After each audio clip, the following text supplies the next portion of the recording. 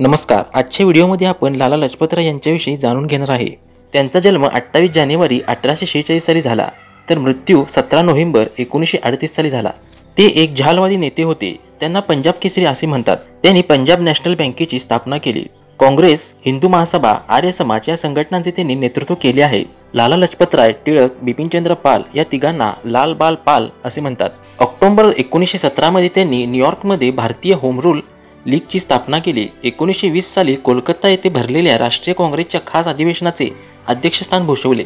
1921 साली लाहोरमध्ये लोकसेवक मंडळ या ना नफा तत्वावर कल्याणकारी संस्थेची स्थापना केली.